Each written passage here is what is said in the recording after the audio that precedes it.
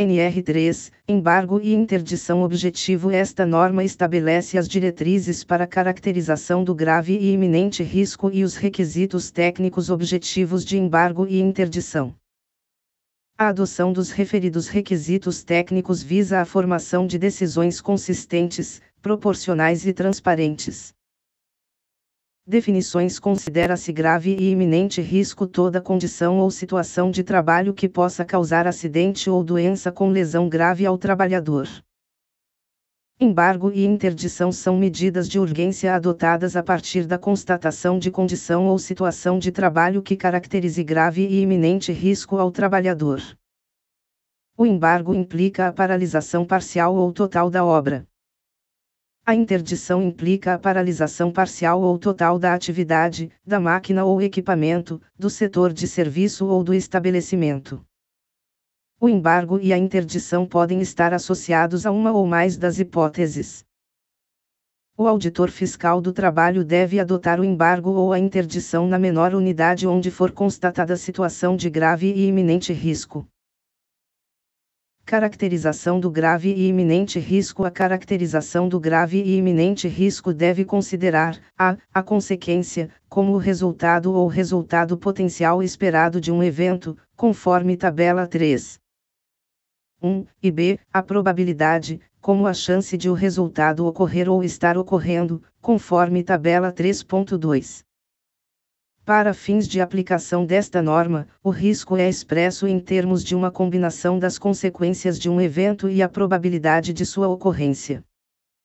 Ao avaliar os riscos, o auditor fiscal do trabalho deve considerar a consequência e a probabilidade separadamente. A classificação da consequência e da probabilidade será efetuada de forma fundamentada pelo auditor fiscal do trabalho. A classificação das consequências deve ser efetuada de acordo com o previsto na tabela 3.1 e a classificação das probabilidades de acordo com o previsto na tabela 3.2. Tabela 3. 1. Classificação das consequências: morte, pode levar a óbito imediato ou que venha a ocorrer posteriormente.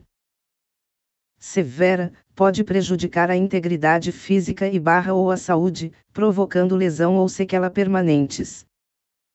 Significativa, pode prejudicar a integridade física ou a saúde, provocando lesão que implique em incapacidade temporária por prazo superior a 15 dias.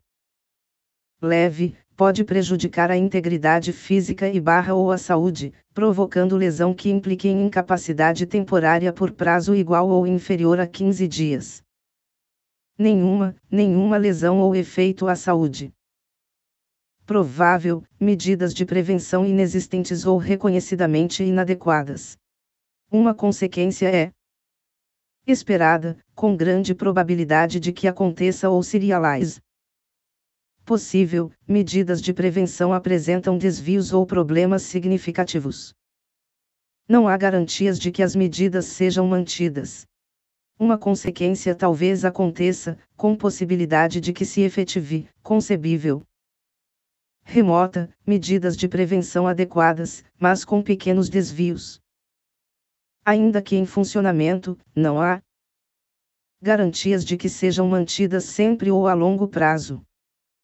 Uma consequência é pouco provável que aconteça, quase improvável.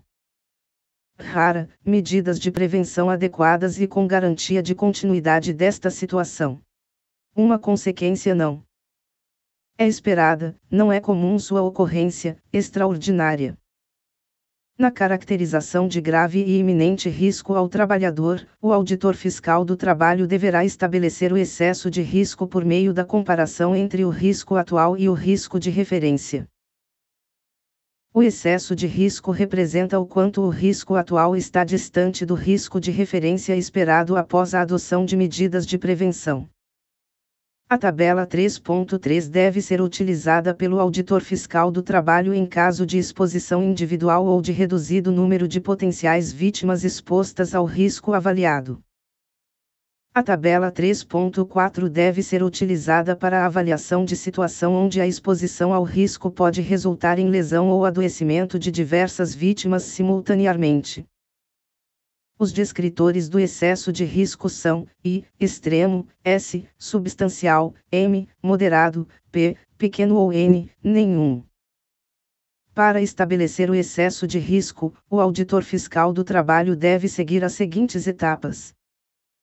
Primeira etapa: avaliar o risco atual decorrente das circunstâncias encontradas. Levando em consideração as medidas de controle existentes, ou seja, o nível total de risco que se observa ou se considera existir na atividade, utilizando a classificação indicada nas colunas do lado esquerdo das tabelas 3.3 ou 3.4. Segunda etapa: estabelecer o risco de referência, ou seja, o nível de risco remanescente quando da implementação das medidas de prevenção necessárias, utilizando a classificação nas linhas da parte inferior das tabelas 3.3 ou 3.4. Terceira etapa: determinar o excesso de risco por comparação entre o risco atual e o risco de referência, localizando a interseção entre os dois riscos na tabela 3.3 ou 3.4. Para ambos os riscos, atual e de referência, deve-se determinar a consequência em primeiro lugar e, em seguida, a probabilidade de a consequência ocorrer. As condições ou situações de trabalho contempladas em normas regulamentadoras consideram-se como situação objetivo. O auditor fiscal do trabalho deve sempre considerar a consequência de maior previsibilidade de ocorrência. Requisitos de embargo e interdição: são passíveis de embargo ou interdição a obra, a atividade, a máquina ou equipamento, o setor de serviço, o estabelecimento, com a brevidade que a ocorrência exigir. Sempre que o auditor fiscal do trabalho constatar a existência de excesso de risco extremo. São passíveis de embargo ou interdição a obra, a atividade, a máquina ou equipamento, o setor de serviço, o estabelecimento, com a brevidade que a ocorrência exigir, consideradas as circunstâncias do caso específico.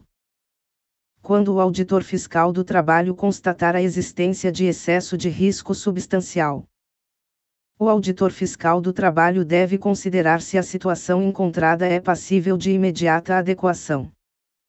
Concluindo pela viabilidade de imediata adequação. O auditor fiscal do trabalho determinará a necessidade de paralisação das atividades relacionadas à situação de risco e a adoção imediata de medidas de prevenção e precaução para o saneamento do risco, que não gerem riscos adicionais. Não são passíveis de embargo ou interdição as situações com avaliação de excesso de risco moderado, pequeno ou nenhum. Tabela 3.3, Tabela de excesso de risco, exposição individual ou reduzido número de potenciais vítimas. Tabela 3. 4. Tabela de excesso de risco, exposição ao risco pode resultar em lesão ou adoecimento de diversas vítimas simultaneamente. Disposições finais: a metodologia de avaliação qualitativa prevista nesta norma possui a finalidade específica de caracterização de situações de grave e iminente risco pelo auditor fiscal do trabalho, não se constituindo em metodologia padronizada para gestão de riscos pelo empregador. Fica dispensado o uso da metodologia prevista nesta norma para a imposição de medida de embargo ou interdição quando constatada condição ou situação definida como grave e iminente risco nas normas regulamentadoras. O embargo e a interdição são medidas de proteção emergencial à segurança e à saúde do trabalhador, não se caracterizando como medidas punitivas. Nas condições ou situações de trabalho em que não haja previsão normativa da situação objetivo, o auditor fiscal do trabalho deverá incluir na fundamentação os critérios técnicos utilizados para a determinação da situação objetivo. A imposição de embargo ou interdição não elide a lavratura de autos de infração por descumprimento das normas de segurança e saúde no trabalho ou dos demais dispositivos da legislação trabalhista relacionados à situação analisada. Durante a vigência de embargo ou interdição, podem ser desenvolvidas atividades necessárias à correção da situação de grave e iminente risco, desde que garantidas condições de segurança e saúde aos trabalhadores envolvidos. Durante a paralisação do serviço, em decorrência da interdição ou do embargo, os trabalhadores receberão os salários como se estivessem em efetivo exercício.